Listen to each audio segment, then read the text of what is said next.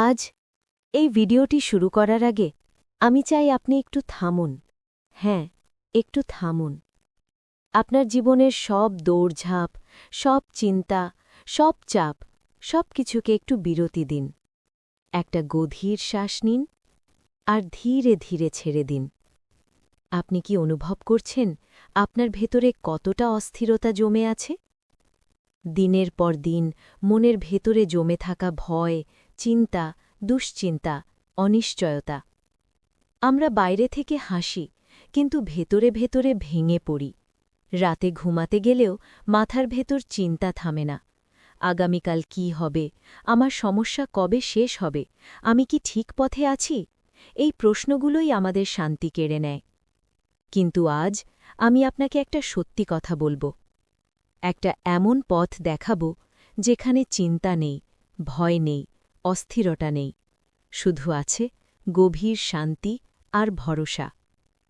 এই পথটি আমাদের শিখিয়েছেন শ্রীকৃষ্ণ চৈতন্য মহাপ্রভু, যিনি ভালোবাসা দিয়ে, ভক্তি দিয়ে, নাম সংকীর্তনের মাধ্যমে মানুষকে শিখিয়েছেন কিভাবে নিজের সব দুশ্চিন্তা ভগবানের কাছে সমর্পণ করতে হয়। নরম কণ্ঠে তিনি কখনো বলেননি তুমি সব সমস্যা নিজেই সমাধান করো, বরং তিনি শিখিয়েছেন সব কিছু ছেড়ে দাও আর কৃষ্ণের ওপর ভরসা রাখো। কিন্তু প্রশ্ন হল, আমরা কেন এটা করতে পারি না? কেন আমরা এত চিন্তা ধরে রাখি? কারণ আমাদের মনে একটা ভুল ধারণা আছে। আমরা ভাবি আমি না করলে কিছুই হবে না। এই অহংকারই আমাদের কষ্টের মূল। ভাবুন তো, আপনি একটা নৌকায় বসে আছেন, নদী পার হচ্ছেন, কিন্তু আপনি আপনার মাথায় একটা ভারী ব্যাগ নিয়ে বসে আছেন। নৌকা তো আপনাকে আর ব্যাগ দুটোই বহন করছে, তাহলে আপনি কেন সেই ব্যাগ মাথায় ধরে আছেন? এটা কি যুক্তিযুক্ত? না। তবু আমরা জীবনে ঠিক এই ভুলটাই করি। ভগবান আমাদের জীবনকে এগিয়ে নিয়ে যাচ্ছেন, কিন্তু আমরা আমাদের দুশ্চিন্তা নিজেরাই ধরে রাখি। চৈতন্য মহাপ্রভু আমাদের শিখিয়েছেন, এই বোঝা ছেড়ে দাও, সব কিছু কৃষ্ণের কাছে সমর্পণ করো। সমর্পণ মানে কি? সমর্পণ মানে হাল ছেড়ে দেওয়া নয়। সমর্পণ মানে বিশ্বাস করা। সমর্পণ মানে আপনি চেষ্টা করবেন, কিন্তু ফলাফল কৃষ্ণের হাতে ছেড়ে দেবেন। এই কথাটাই বলা হয়েছে ভগবদ্গীতাতে। তুমি শুধু তোমার কর্ম করো, ফল নিয়ে চিন্তা করো না। আজকের দিনে আমাদের সবচেয়ে বড় সমস্যা কি জানেন? আমরা সব কিছু কন্ট্রোল করতে চাই। সব কিছু আমাদের মতো হতে হবে, সব কিছু আমাদের প্ল্যান অনুযায়ী হতে হবে, আর যখন সেটা হয় না তখন আমরা ভেঙে পড়ি। কিন্তু সত্যি হল, জীবন কখনোই আমাদের কন্ট্রোলে ছিল না। আর এই সত্যটা যত দ্রুত আপনি মেনে নেবেন, তত দ্রুত আপনার মন শান্ত হবে। শ্রীচৈতন্য মহাপ্রভু নিজে কি করতেন জানেন?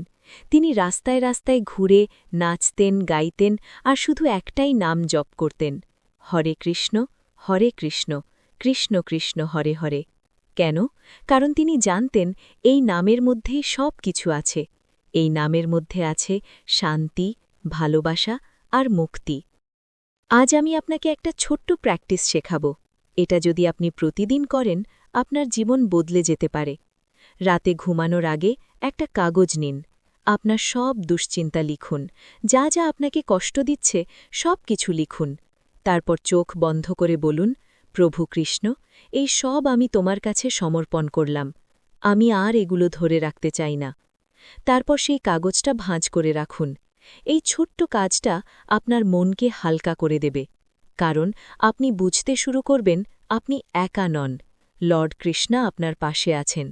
তিনি আপনার সব কিছু জানেন, আপনার কষ্ট, আপনার ভয়, আপনার স্বপ্ন, সব কিছু।